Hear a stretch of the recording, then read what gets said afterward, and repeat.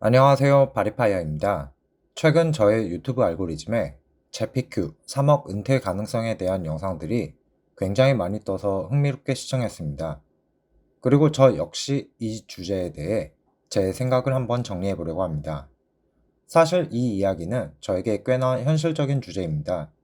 작년 3월경 저도 3억 초반의 자산으로 바리스타 파이어족 생활을 시작했기 때문인데, 무엇보다 저도 파이어족을 준비하며 안정적인 현금 흐름 확보를 목표로 커버드 콜 전략에 많은 관심을 가졌었고, 또 현재 제 포트폴리오에서도 커버드 콜 상품이 약 30%의 비중을 차지하고 있기 때문입니다. 그래서 이번 영상에서는 단순한 숫자 분석을 넘어 제가 왜 제피큐에 올인하지 않는지, 그리고 제피큐 3억 은퇴 전략의 핵심 리스크는 무엇인지 함께 생각해 보겠습니다. 왜 요즘 제피큐 올인 전략에 대해 말이 많은지 보면, 제피큐는 나스닥 기반의 커버드콜 ETF로 25년 7월 23일 기준 주가 54.77달러, 시가 배당률 11.26%를 기록하고 있습니다. 만약 제피큐에 3억 원을 투자했다면 세금 15.4%를 제외하고도 연간 약 2,850만 원, 원로는 232만 원의 배당금을 받을 수 있습니다. 이 액수는 주 5일 8시간 일했을 때 최저임금 기준에서 실수령액인 186만 원보다 높은 수준이고, 제가 아르바이트로 얻는 현금 흐름보다 더 많은 금액이기도 합니다. 이는 객관적으로 봐도 정규직으로 취업한 사회초년생과 비슷한 수준의 현금 흐름이기에 당장 은퇴해도 되겠는데 라는 유혹이 생길 수밖에 없다 생각합니다.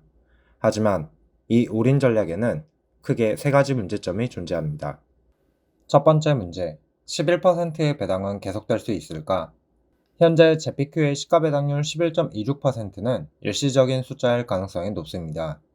커버드 콜은 주식의 상승 가능성이 콜옵션을 매도하여 수익을 얻는 구조로, 최근 나스닥의 주가를 보면 정고점을 돌파할 정도로 빠르게 상승했고, 그 결과 제피큐도 수혜를 받아 높은 분배금을 지급할 수 있었습니다.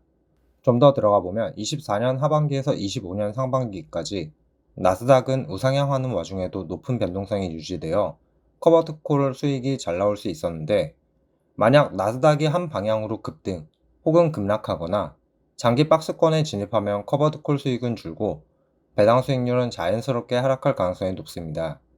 상승에 대한 기대감이 줄어들면 옵션의 가격도 같이 떨어지기 때문입니다. 다시 말해, 지금은 커버드 콜 전략이 좋은 시기를 보내고 있고, 현재의 성과를 보편적 결과로 생각하면 안 된다는 것입니다.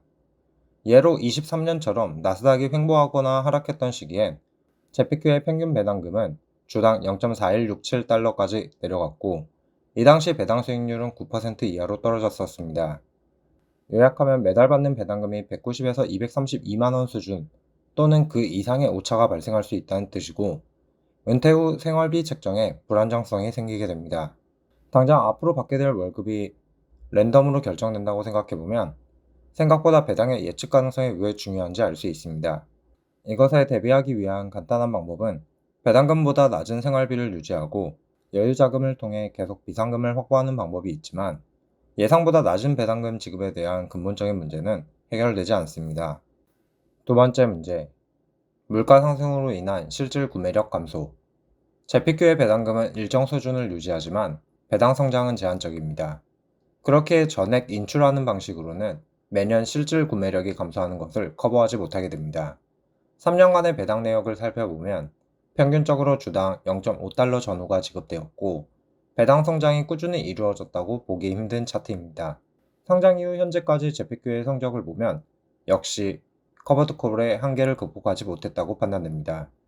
결국 주가와 배당 성장을 포기한 대신 현재 높은 배당금을 수령하는 방식에서 배당금 재투자를 병행하지 않는다면 물가 상승률을 이기지 못해 실질 구매력이 감소하게 되는데, 다음의 표는 물가 상승률 3%를 반영했을 때 실질 구매력이 얼마나 감소하는지를 나타낸 자료입니다. 대략 5년차까지는 그럭저럭 배당금의 변동성 내에서 지급되었다고 생각할 수 있겠지만, 10년차, 20년차에 접어들게 되면 실질 구매력은 150만원, 120만원 수준이 되고, 여기까지 가면 더 이상 파이어족을 유지하기 어려울 수 있습니다. 때문에 3억을 제피큐에 올인해 파이어족이 되려 한다면 최소한 배당의 30%는 재투자를 진행해 배당금 총액을 늘리는 방법이 병행되어야 할 것 같습니다. 최소한 실질 구매력을 유지해야 지속 가능하기 때문입니다. 그리고 제피큐를 활용하되 지속 가능성을 확보하기 위한 대안으로 제피큐 올인 대신 제피큐 60, SCHD 40의 포트폴리오를 생각해봤습니다. 슈드는 배당 성장에 강점이 있는 ETF이고 시가 배당률은 낮지만 물가 상승률 이상의 배당 성장을 보여왔기 때문입니다. 두 종목의 혼합으로 단기 현금 흐름과 장기 실질 구매력을 동시에 방어할 수 있었는데 이 계산에서 인플레이션은 3%가 반영되었고 10년, 20년 후 실질 구매력을 유지할 수 있었습니다. 이것 외에도 여러 가지 방법이 존재하지만 파이어족의 핵심은 당장의 현금 흐름과 더불어 물가 상승률 이상의 성장이 병행할 수 있는 그런 포트폴리오를 만드는 것이 중요하지 않을까 싶습니다. 세 번째 문제. 제피큐는 아직 진짜 하락장을 겪지 않았다.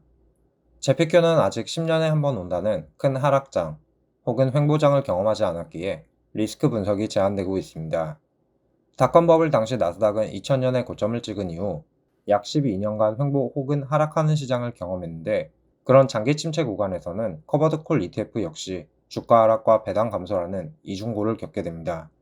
분명 현재 AI가 이끄는 나스닥의 상승장이 영원히 지속되진 않을 것입니다. 당장은 거품이 보이지 않을 수 있지만 언젠가 하락장이 찾아오고 그때 배당금이 줄어들게 되면 제피에 올인한 은퇴자는 다시 일터로 나가야 하는 상황에 놓일 수 있습니다. 이런 이유로 배당 투자자들이 배당킹, 배당 귀족을 구분하고 배당 삭감 없이 장기간 배당금을 지급한 기업에게 추가적인 가치를 부여합니다. 제가 봤던 대부분의 제피큐 3억 은퇴 영상에서 배당 삭감에 대해 고려하지 않는 걸 보고 조금 의아했던 부분이 있었는데 제피큐는 22년 상장 이후 장기간 이어진 횡보 하락장을 경험하지 않았기 때문인 것 같습니다. 하지만 걱정이 많은 저는 역사는 반복된다고 생각하기 때문에 하락장과 더불어 배당 삭감까지 대비해야 하지 않을까 싶어 굳이 제피큐는 진짜 하락장을 경험하지 않았다는 점을 문제로 뽑아봤습니다. 수익률과 더불어 리스크에 버틸 수 있는 구조도 그만큼 중요하기 때문입니다. 여기까지 제피큐 3억으로 은퇴 시 문제점과 대응 방안에 대해 간단하게 다뤄봤습니다. 그리고 재미삼아 저의 포트폴리오와 제피큐 올인 포트폴리오를 PT를 활용해 비교해봤습니다. 현금 흐름은 제피큐가 우세, 잠재력, 회복력, 리스크 관리, 저의 포트폴리오가 좀 더 나았고 운영 편의성은 단일 종목인 제피큐가 더 간편했습니다. 각각의 장단점이 분명한 만큼 자신의 성향과 계획에 맞춰 혼합 또는 분산하는 전략이 필요하다는 걸 다시 한번 느낍니다.